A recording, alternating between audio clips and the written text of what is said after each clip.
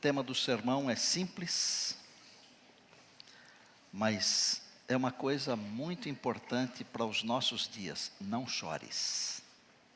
Deixa eu fazer uma pergunta. Não precisa responder, é uma pergunta retórica. Quantos de vocês, por alguma razão, por alguma tristeza, por algum sofrimento, quantos de vocês já choraram? Mesmo pedindo para não responder, você não resistiu e respondeu. Vocês também? Vocês ainda são jovens. Provavelmente alguns de vocês ainda não passaram por essa experiência. Mas a maioria acho que já passou. Mas os que não passaram, vão passar. Sabe por quê? Todos nós enfrentamos as lutas e os sofrimentos do conflito. Todos nós. E quando nós enfrentamos as lutas e os sofrimentos do conflito, a tendência é chorarmos. E nós choramos. E às vezes choramos amargamente. Amargamente. Eu estou tratando neste semestre, talvez eu tenha que estender um pouco mais de um semestre, eu estou tratando das expressões de Jesus. Que expressões? Alguma expressão que Jesus usou durante o seu ministério. Por exemplo, Jesus disse assim: bem-aventurados sois vós, quando por minha causa, eu preguei isso, por minha causa, vos injuriarem, perseguirem e mentindo, disserem todo mal contra vós. Por minha causa. Mas eu falei também da minha casa, quando Jesus disse: a minha casa será chamada casa de oração para todos os povos. No último encontro, eu expus para vocês a expressão de Jesus: estarás comigo. Expliquei que Jesus, com todo o conhecimento bíblico, ele disse ao ladrão: estarás comigo no paraíso. E hoje, não chores. Trouxe a Bíblia? Pode ser de papel, pode ser no seu smartphone, no tablet, também vale. Vamos ler um trecho que está em Lucas capítulo 7. Mateus, Marcos, Lucas. Portanto, o terceiro livro do Novo Testamento. Lucas capítulo 7. Eu amo esse barulhinho da Bíblia. O farfalhar das folhas. Traga a sua Bíblia, ainda que seja num eletrônico. Leve a sua Bíblia com você. A Bíblia tem poder, a palavra de Deus tem poder. Mas não leve a Bíblia com você apenas no smartphone ou no bolso, no papel. Leve-a no coração, na mente, para quando você precisar de uma mensagem, o Espírito de Deus lembrar você. Porque o Espírito de Deus nos lembra. Feche os olhos, querido Deus, nosso Pai. Ao lermos o Teu livro agora, fala-nos ao coração e à mente. Eu peço em Tua bondade e amor, que todos nós sejamos batizados pelo Teu Espírito. Unge-nos com o óleo santo, e que o Teu livro seja a Tua palavra para nós agora. Oramos em Jesus, amém. Lucas 7, verso 11. Em dia subsequente, o dia em que, logo depois da cura do servo do centurião, que aconteceu ali nas cercanias de Cafarnaum, em dia subsequente dirigia-se Jesus a uma cidade chamada Naim, e iam com ele os seus discípulos e numerosa multidão. Como se aproximasse da porta da cidade, eis que saía o enterro do filho único de uma viúva, e grande multidão da cidade ia com ela. Vendo-a, o Senhor se compadeceu dela e disse: não chores. Vendo-a, o Senhor, são expressões de amor. Compadeceu-se dela. O Senhor nos vê, Ele se compadece de nós, movido pelo amor, aleluia. Não chores. Chegando-se, tocou o esquife, e parando os que o conduziam, disse: jovem, eu te mando, levanta-te. Sentou-se o que estivera morto e passou a falar, e Jesus o restituiu à sua mãe. Todos ficaram possuídos de temor e glorificavam a Deus e diziam: grande profeta se levantou entre nós e Deus visitou o seu povo. E esta notícia a respeito dele divulgou-se por toda a Judeia e por toda a circunvizinhança. O Senhor se compadeceu dela, movido por amor. O mesmo Jesus que disse: não chores, também chorou. Parece uma incongruência, não é? Parece uma coisa imprópria, alguém que chorou dizer: não chores. Porque normalmente nós gostamos quando alguém diz assim: faça o que eu mando porque eu faço assim. Nós não gostamos de alguém que diz: faça o que eu mando, mas não o que eu faço. Agora, temos que entender que qualquer outro ser humano, porque Jesus também é ser humano, ele se tornou humano, como nós, mas diferente de nós. Nunca pense que Jesus é 100% igual a você. Ele é 100% igual a você, mas ele é 100% diferente de você, porque Jesus se tornou homem, mas ele nunca deixou de ser Deus. Aleluia! O único que pode dizer não chores é Jesus. E eu não posso dizer não chores para uma mãe que perdeu o filho, mas Jesus pode. Quando Jesus chorou, a Bíblia retrata pelo menos 3 vezes, ela mostra pelo menos 3 vezes Jesus chorando. Normalmente nós falamos 2 vezes. Falamos da morte de Lázaro e falamos desse momento da morte do filho da viúva de Naim. Mas Jesus chorou também no Getsemane. É que quando nós lemos a palavra de Deus, somente no Evangelho, ali não está clarificado que ele chorou. Mas quando nós vamos a Hebreus, no capítulo 9, nós descobrimos que no Getsemane Jesus chorou. Uma palavrinha sobre cada uma dessas vezes que a Bíblia retrata que Jesus chorou. Primeiro, Jesus chorou quando ressuscitou Lázaro. E a Bíblia diz em João, no capítulo 11, versos 34 a 36, se você quiser conferir, pode. Se não quiser, não precisa, que eu vou recitar para você. Jesus perguntou: onde ele foi depositado? Sepultado. E as pessoas disseram: vem e vê. E a Bíblia diz assim: Jesus chorou. E os judeus que acompanhavam aquele momento disseram: veja que ele amava bastante esse tal de Lázaro. Mas Jesus não chorou por Lázaro, porque Jesus haveria de instantes trazê-lo de volta à vida. Jesus chorou pelas irmãs, Marta e Maria, mas não só por elas. Jesus chorou também por aqueles que estavam ali, e que alguns dias depois haveriam de crucificá-lo, mas não foi só por eles. Jesus chorou também por todas as pessoas que sofrem com a morte em todos os tempos. E se você perdeu alguém, saiba que Jesus chorou por você e perdeu e chorou por você. Jesus é aquele que chora conosco quando nós choramos. Filhos, vocês podem não acreditar, mas quando vocês chorarem, Jesus estará do lado chorando também, porque Ele conhece a nossa dor, o nosso sofrimento, e Ele se compadece de nós. Ele chorou naquele momento por todos aqueles que haveriam de um dia chorar pela perda de alguém da família. Glória a Deus. Bom, Jesus chorou também sobre Jerusalém, está em Lucas no capítulo 19, 41 a 44.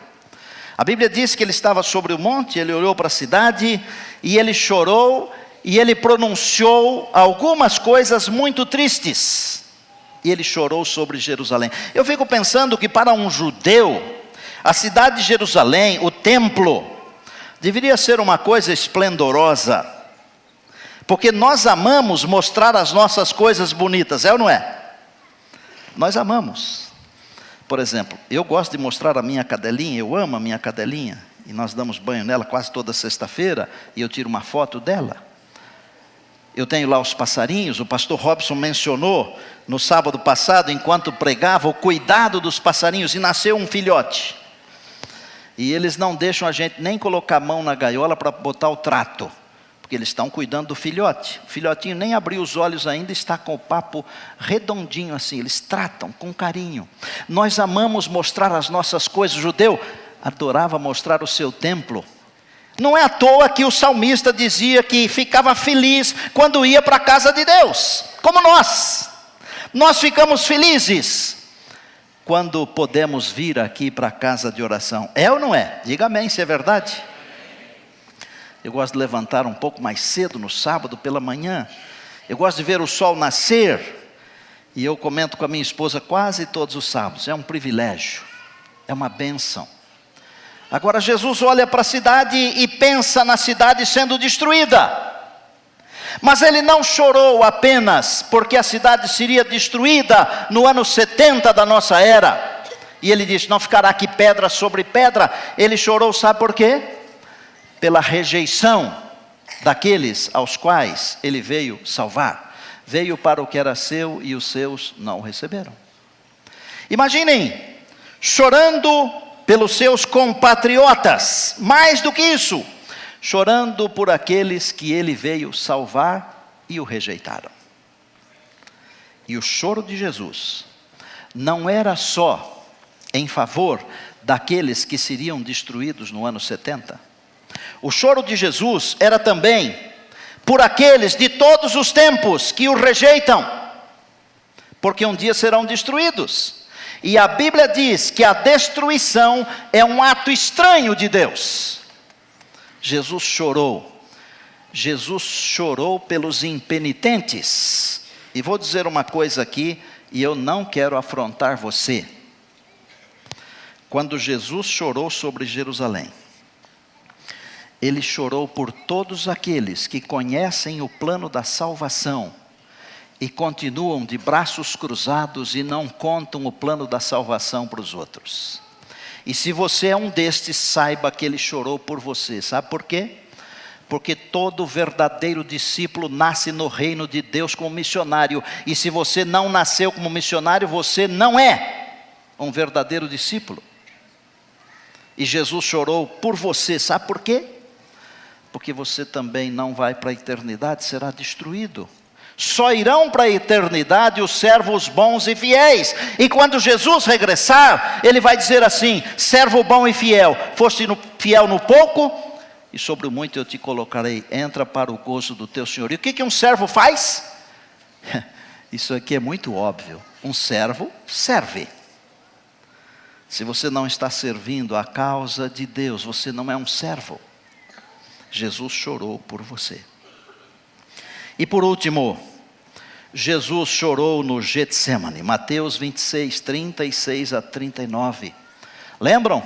Ele levou consigo a Pedro, Tiago e João mais próximos, os outros discípulos ficaram um pouquinho mais distantes. Ele foi orar sozinho e por 3 vezes ele pediu ao Pai, passa de mim este cálice, contudo seja feita a tua vontade. E ele falou para os discípulos, a minha alma está angustiada até a morte. Não está escrito em Mateus que ele chorou, mas ele estava em angústia. Olha o que diz Hebreus capítulo 9. Hebreus capítulo 5, 7 a 9 digo. Eu vou ler na Bíblia isso. Encontre aí por favor, lá no finalzinho da palavra.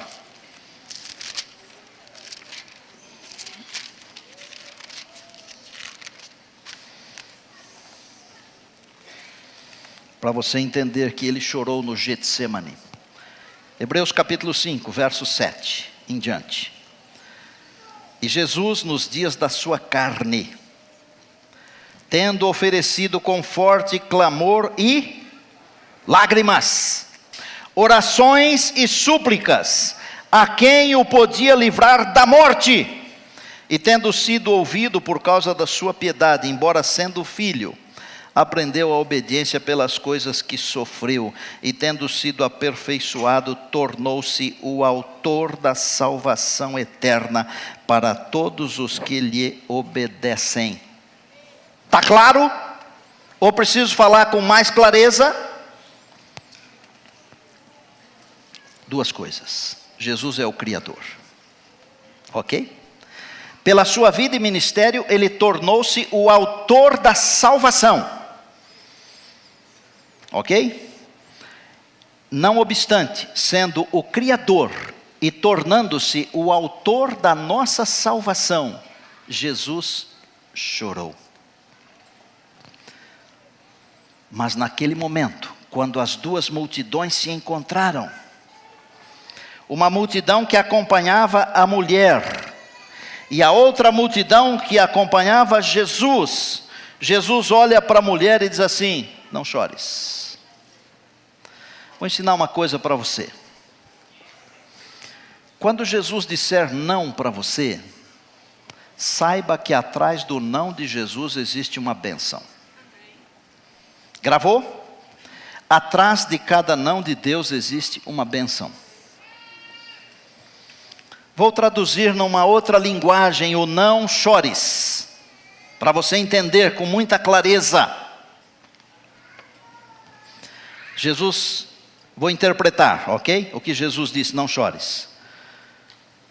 Interprete assim: mulher, pare de chorar, enxugue as lágrimas, para que você possa ver o milagre que eu vou realizar.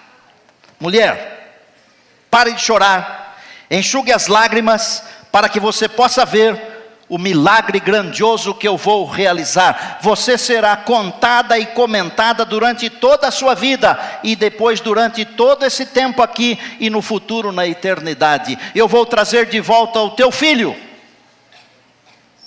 Eu vou transformar o seu pior dia no melhor dia da sua vida. Eu vou transformar as suas lágrimas em sorriso e alegria.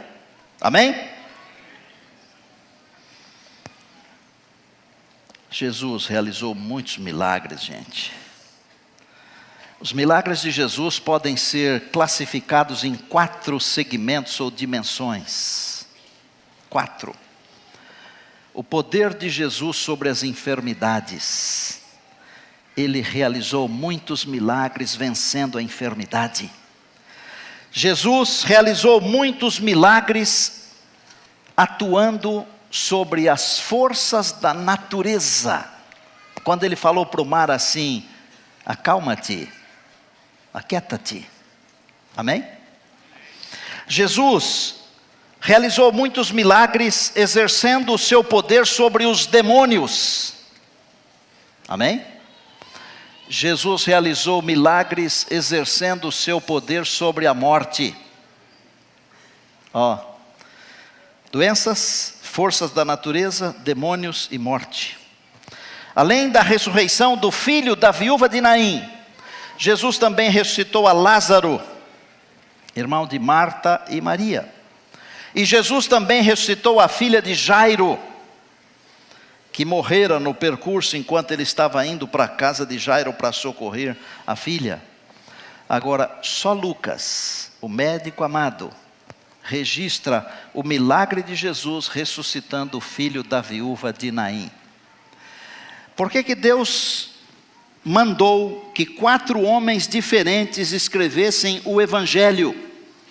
Poderia ser uma pessoa só contando a história, mas as mentes são diversas. E para que de alguma maneira você fosse atingido, você fosse alcançado pelo Evangelho, o Senhor nosso Deus permitiu que 4 homens escrevessem. Cada um deles conta a mesma história, a história do Evangelho, que é a história de Cristo. Mas cada um deles conta de um jeito diferente. Por exemplo, Lucas é o único que conta essa história aqui que nós lemos hoje. Mas é o único também que diz que lá no Getsêmani Jesus transpirou gotas de sangue. Leia o Evangelho escrito a 4 mentes ou a 8 mãos, e você vai descobrir que há coisas maravilhosas. Vamos nos concentrar um pouquinho aqui em Lucas 7. Naim, naqueles dias, distava mais ou menos uns 40 quilômetros da cidade de Cafarnaum.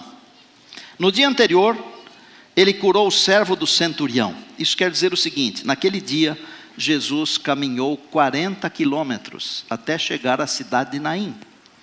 A cidade de Naim ficava a mais ou menos uns 8 quilômetros de Nazaré, onde Jesus havia sido criado. O que nós temos de personagens nessa história? Nós temos, além de Jesus, temos uma viúva chorosa, naturalmente chorosa, e tinha que chorar mesmo, porque tudo que nós conseguimos fazer do ponto de vista humano, quando perdemos alguém, é chorar. E graças a Deus que tem um monte de amigos e irmãos que chegam e nos abraçam. Claro que alguns falam umas coisas que são completas bobagens, mas muitos trazem palavras de conforto, de carinho. Então Jesus, a viúva, o filho morto, e eu vou resumir duas multidões. Uma que caminhava com Jesus e outra que caminhava com a mulher. Uma multidão, a primeira, era composta pela mulher, o seu filho morto, os seus amigos, os contratados para chorar. Aquela multidão estava caminhando na direção do cemitério. Eu não vou apontar nem para cá e nem para lá, vou apontar para cá, tá? Para não apontar para ninguém. Caminhando na direção do cemitério. Consigo, aquela multidão levava a morte, a desesperança, a tristeza, o sofrimento, as lágrimas, e aí você coloca o que você quiser. A outra multidão não caminhava para o cemitério. A outra multidão caminhava para a cidade. Símbolo de festa, símbolo de ceia, porque quando tudo aqui terminar e nós formos para a cidade, o Senhor nos dará uma ceia. Naquela multidão, essa segunda multidão, estavam Jesus, uma porção de sentimentos, mas aquela multidão levava consigo não a morte, mas o príncipe da vida e o Senhor da ressurreição. Levava consigo um espírito de alegria. A mensagem principal: não chores. Duas coisas. Primeiro, ou você está na multidão que está caminhando para a morte, para o cemitério, ou você está na multidão que está caminhando para a cidade, para a vida, para a ceia das bodas do Cordeiro. Se você estiver caminhando na direção que está indo para a morte, e você tiver a bênção de cruzar com a multidão que está indo para a cidade, pode ser que o Senhor Jesus diga a você: não chores. E por que eu disse pode ser? Porque alguns estão tão longe e já passaram tanto do limite, que mesmo que Jesus diga não chores, estes alguns não vão escutar, não vão interpretar. Amados, nós precisamos ter o coração aberto, a mente aberta, os olhos abertos, os ouvidos abertos, porque nós precisamos compreender as mensagens de Deus para nós. E se nós não estivermos dispostos a compreendermos essas mensagens, elas podem vir de todas as formas, nós não vamos entendê-las, interpretá-las, ouvi-las, vê-las, aceitá-las.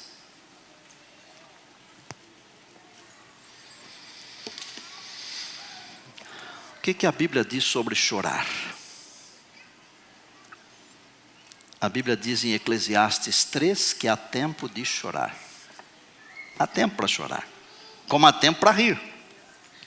A Bíblia diz no Salmo 56, que o Senhor nosso Deus registra o nosso lamento e recolhe as nossas lágrimas num depósito, num odre.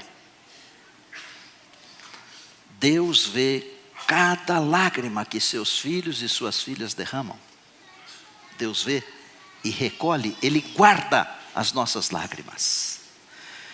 Já leu no Apocalipse que um dia Deus limpará dos olhos toda lágrima? Eu não quero ser interpretativo, porque o pastor não pode fazer isso, mas eu acho que um dia Deus vai esvaziar esse odre de lágrimas e vai convertê-las todas em sorrisos e alegria. Aleluia. Salmo 30, verso 5, a Bíblia diz: o choro pode durar uma noite, mas a alegria vem pela manhã. E por último, Apocalipse 21:4, Deus limpará dos olhos toda lágrima. Queria ensinar algumas coisas para você. Uma, atrás de cada não de Deus há uma bênção. Deus me ensinou isso na Bíblia, na palavra. Na palavra. Veja os nãos de Deus nos mandamentos, por exemplo. São 9 nãos. 9. Só o 5º mandamento não tem um não. E atrás de cada não dos mandamentos tem uma bênção. Amém? Os primeiros nãos de Deus, querem ver? Da árvore do conhecimento do bem e do mal não comerás. Gênesis 2:17. Para quê? Não morrais. Qual é a bênção de Deus? É vida. Teriam vida para sempre. E se tivessem suportado a primeira tentação, estariam para sempre livres da tentação. Atrás de cada não de Deus, uma bênção. Mas nós às vezes preferimos falar sim quando Deus diz não. E falar não quando Deus diz sim. Somos nós, seres humanos. E eu amo o Senhor, eu, pastor Gaspar. O Senhor nosso Deus, sabe por quê? O Senhor nosso Deus está acostumado a tratar com problemas. Eu sou um problema para Deus. Se você se sente um problema para Deus, você está no campo de visão da salvação de Deus. Eu sou um problema para Deus. Mas Deus me salvou, me regenerou. Me tornou uma bênção para Ele, não mais um problema. É o que Deus quer fazer com cada um de nós. Um outro não, lá no comecinho. Antes do pecado, olha aqui. Gênesis 2:18. Não é bom que o homem esteja só. Levi, por amor, casamento é uma bênção. Gente do ECC, casamento é uma bênção. Gente da família, casamento é uma bênção. Viver a dois, como no princípio, um homem e uma mulher, é uma bênção. Não é bom ficar sozinho, não é bom. Deus falou isso e Deus sabe o que fala. Quero concluir com algumas poucas coisas. Nenhum de nós pode dizer não chores. Porque nenhum de nós é Deus para ressuscitar um morto. Nenhum de nós. Mas Deus pode. O Senhor Jesus pode chegar para você e dizer, não chores, eu vou enxugar as suas lágrimas, amém? Não pode. O Senhor Jesus pode. Segundo, Deus pode transformar o pior dia no melhor dia. Pode deixar o baby aí, não atrapalha. Pode ficar tranquila, senta, escute o sermão. Deixa ele passear aí.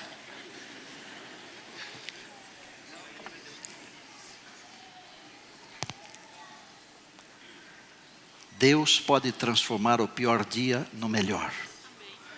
Foi isso que aconteceu com o ladrão.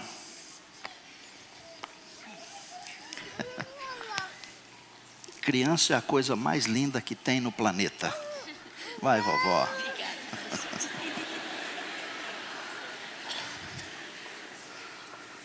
Tá bom assim, meu amor? Deus pode transformar o pior dia no melhor dia, e foi isso que aconteceu na vida do ladrão arrependido. Foi isso que aconteceu na vida da viúva de Naim. Ou será que existe um dia pior do que perder o único filho sendo viúva? Acho que não. Terceiro, qual é a sua direção? Você está indo na direção da cidade? Ou está indo na direção do cemitério? Para onde você está indo? Olha, se você estiver andando com Jesus, você não está indo para o cemitério. você está indo para a cidade de Deus. Agora, se você não estiver andando com Jesus, você sabe para onde está indo. Me lembro de ter citado aqui no ano retrasado uma frase de Stephen Brown. Ele escreveu assim: se você não cruzou com o inimigo logo pela manhã, pode ser que vocês estejam andando na mesma direção. Está no seu livro Quando a Corda se Rompe, a página 115. Qual é a direção da sua vida? Se você está indo para o cemitério, você está indo junto com o inimigo. Mas se você está indo para a cidade, você está indo junto com Deus. E vai cruzar com o inimigo. E quando cruza com o inimigo, sai faísca. Então, quando a minha vida está muito calma, escute isso aqui. Está boa demais, eu fico preocupado. E eu digo assim para Deus: Senhor, nós estamos juntos? Pergunte para Deus de vez em quando, estamos juntos? Claro que Deus nos acalma, nos abençoa, nos faz felizes. Mas qual é a direção da nossa vida? Lembrem-se, só existem duas multidões. Aqui caminha para a cidade, para a eternidade, e aqui caminha para o outro lado. Atrás de cada não de Deus há uma bênção. Jesus disse à mulher: não chores. A minha palavra nunca volta vazia. Eu vou transformar a sua tristeza em alegria. Eu vou devolver a vida ao rapaz. E de novo a você a alegria de viver. Do seu choro eu vou fazer riso. Da sua tristeza eu vou fazer celebração. E da morte eu vou fazer vida. Isso é incrível. Isso é Jesus. Porque Jesus é incrível. A morte está presente em todas as famílias, em todos os lugares. E eu pedi para o meu colega, o pastor Robson, para mencionar o nome da Alice aqui, para a gente orar. Ela teve um problema essa madrugada. E antes da oração, ela havia descansado. Mas ontem também recebemos a notícia de um outro pastor que perdeu a esposa.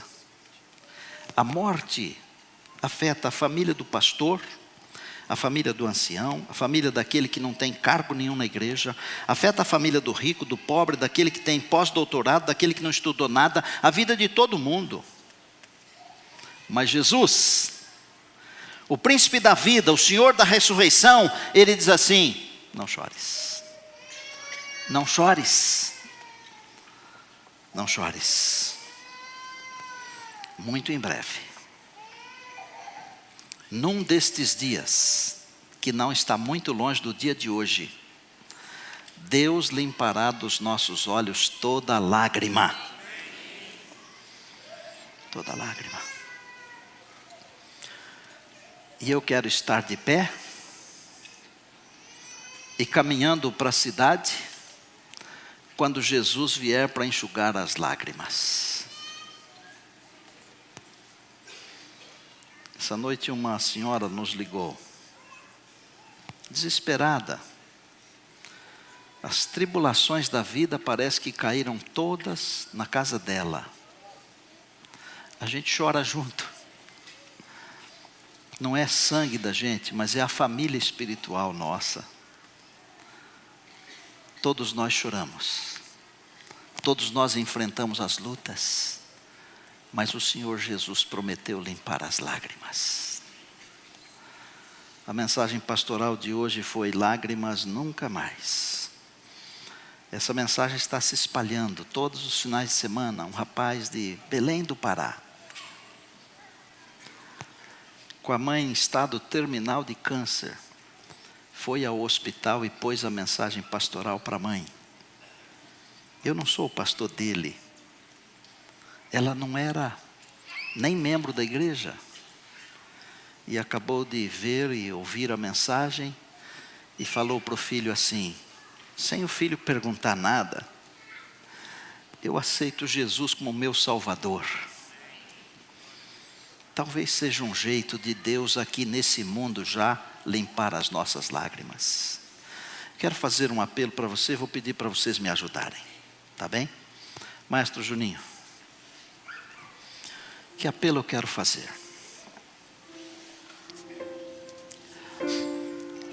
Para nos agarrarmos a Jesus, para caminharmos junto com Ele, na multidão que está levando consigo o príncipe da vida e o Senhor da ressurreição. Vou pedir para você, não se demore no caminho para o cemitério, não se demore, mude, pegue a multidão que está indo para a festa espiritual, a ceia das bodas do Cordeiro. Você que está acompanhando a gente aí,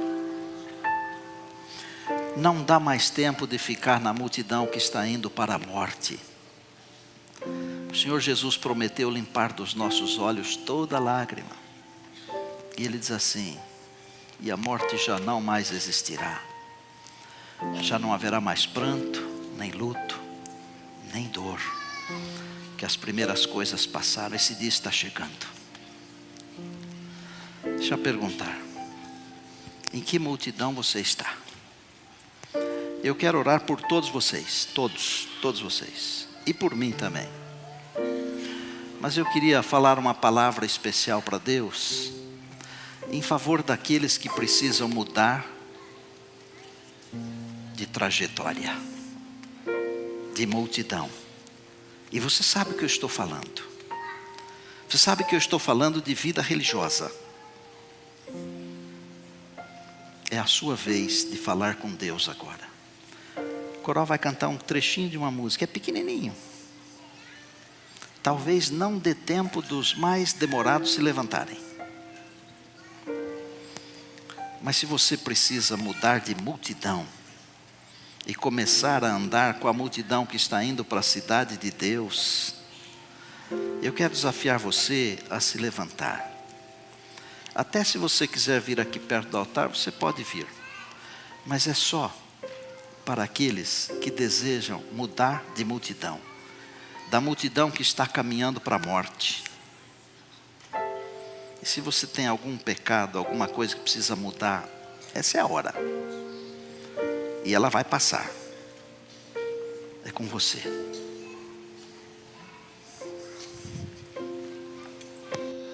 Quando a guerra acabar e você quiser fazer uma pergunta,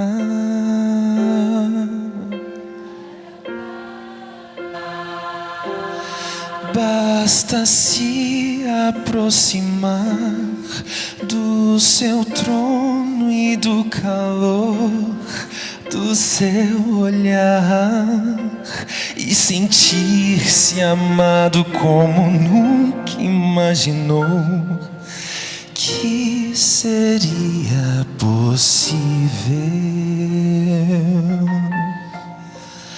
As perguntas fugirão, você nem vai se lembrar dos seus problemas, de suas lutas. Mas nem tente se afastar com vergonha de estar em sua presença. É que o sonho dele também era estar ali, bem na sua presença.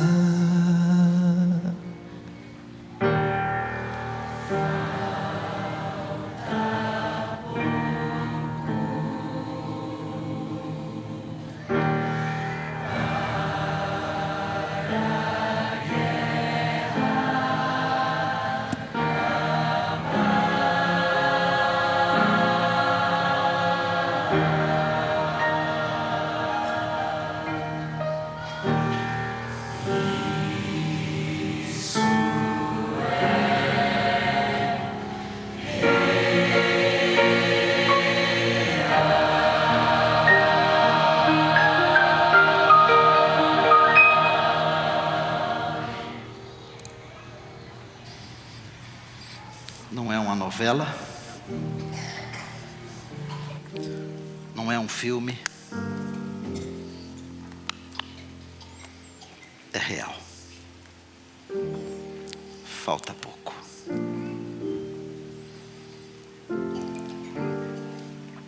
Muito em breve, nós vamos para o lar. E é bom demais estarmos na multidão que leva Jesus junto.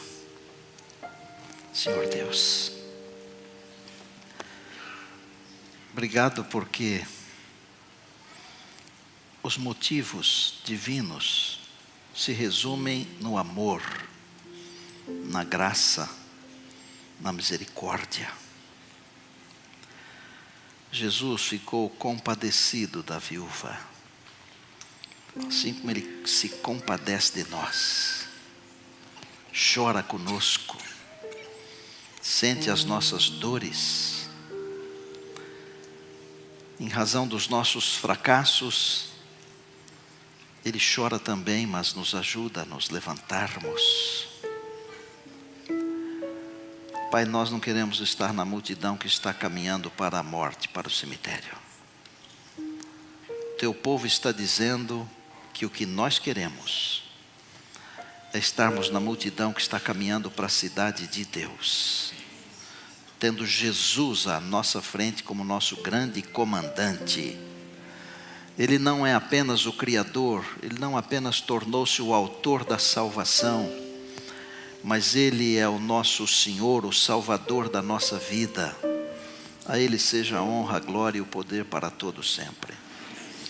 Eu peço, Deus, enxuga a lágrima dos olhos desses pastores, as lágrimas que eles estão derramando nestes dias, por favor. Mas não só deles, as nossas também. As lágrimas dos nossos irmãos, das nossas irmãs. Enquanto estamos aqui no grande conflito, Senhor, sustenta-nos com a Tua poderosa mão, conforme o Senhor prometeu, através do Teu servo Isaías.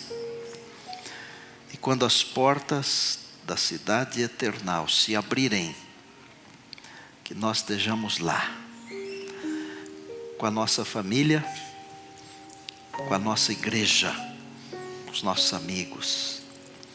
Pai querido, se tiver alguém aqui que precisa de perdão e força para vencer algum pecado, eu peço agora que o Senhor conceda isso. Talvez uma pessoa que esteja nos acompanhando na internet está precisando. Manda um anjo poderoso agora para abençoar essa pessoa, por favor. Continue conosco aqui, dá-nos um restante sábado feliz. Tua bênção, Tua graça, Tua salvação. Enxuga as nossas lágrimas. Em nome do Senhor Jesus oramos agradecidos. Amém.